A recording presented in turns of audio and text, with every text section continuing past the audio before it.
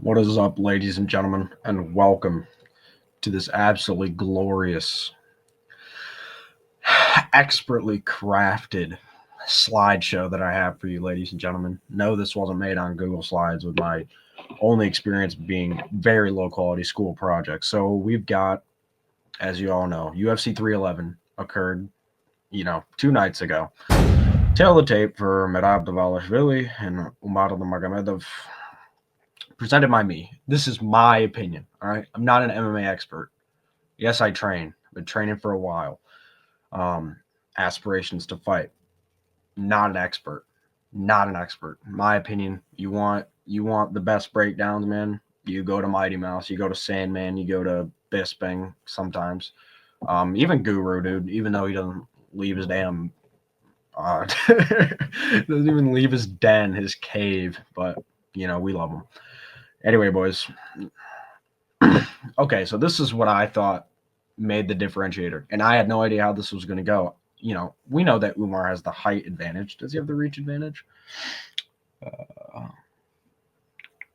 he does as well. So I thought that Umar, with his better striking, I don't consider Merab a great striker whatsoever, and he's all right, but I was assuming that Umar would have more success, which he kind of did in the first 2 rounds, keeping the distance, and as Merab kind of comes in to do his takedowns, he can move, you know what I mean? And he's got the wrestling takedown defense to kind of push him off and keep popping him. And, we know that Merab gets hurt in a lot of his fights. So I thought that was a very probable outcome. However, I think that Umar, especially with his background from being from Dagestan, it's a weird dynamic for them to be afraid of wrestling almost like, oh, this guy has good wrestling. Most of the time it's the opposite. It's like, oh, this guy have good striking.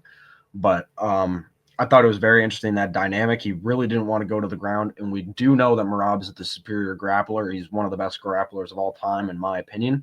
So Merab was very successful with his ability to change levels and get Umar to react, start doing his takedown defense, and then he wouldn't commit. He would just boom, a couple shots, right? And Umar, he got hurt a couple times with that. And once again, Rob's cardio, despite the staff, despite the back injury, just relentless, dude. He's literally, they turn you into a machine. He has the absolute right to be called the machine, dude. EPO takes Merab, dude, not the other fucking way around. Like, this guy's cardio is unreal. And Umar Nurmagomedov, like I said, failing to establish a range in the later rounds as he started to gas out. I mean, round 4 and 5, he was really starting to gas a little bit. But very interesting fight, like very close and very impressive from Umar. Let's see, we've got, you like that transition too? So yeah, you better subscribe for that, brother. That was insane. Umar's lack of cardio relative to Merab. So we've got the entire fight. I really wanted to highlight this. You can see that he's reacting to the takedowns, but Merab has not even a superb interest. Of course, decent takedown defense there. This is something I wanted to highlight. As you can see, Merab was showing that leg and doing nothing with it, just showing, popping.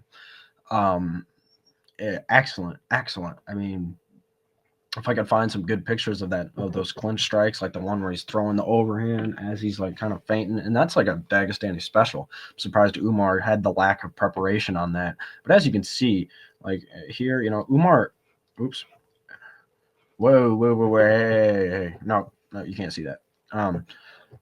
Umar, surprisingly, was definitely keeping that distance. He was doing what I think he should have been doing.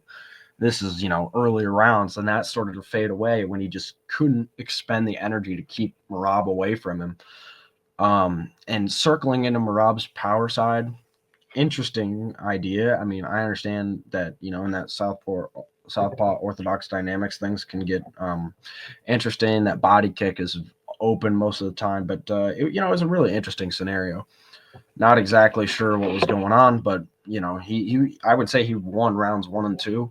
But the striking, he was too focused on keeping Rob off of him, and he wasn't really hurting him with the shots. I think that was a big part of that. What's next for Umar Nurmagomedov? So I don't get the whole like, oh my god, it's over for Umar, like he's a fraud. No.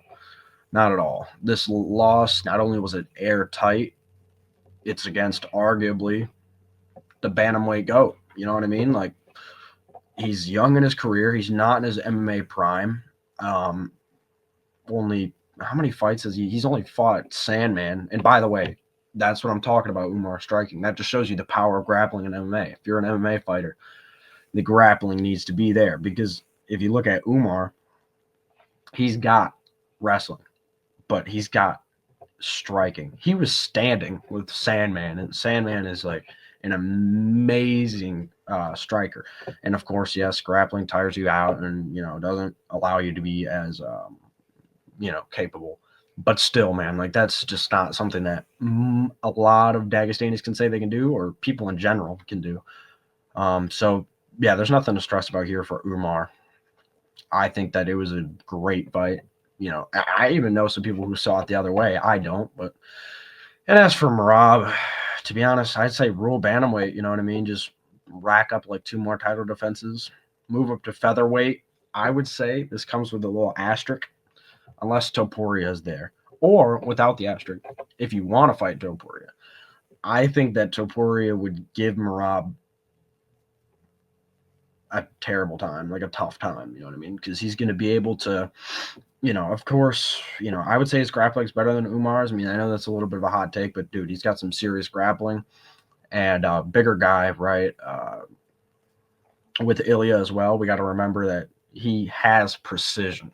I agree with Max Holloway said. He doesn't necessarily have like freakish power that people attribute him to have, but he's got insane accuracy. He just finds your chin and boom. Like, these guys, when he hits him, they just ragdoll perfectly because he puts it right on the button.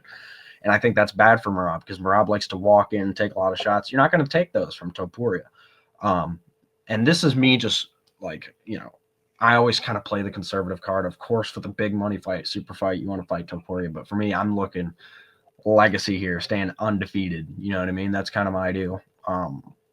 Obviously, he's not undefeated, but, winning out these last few fights.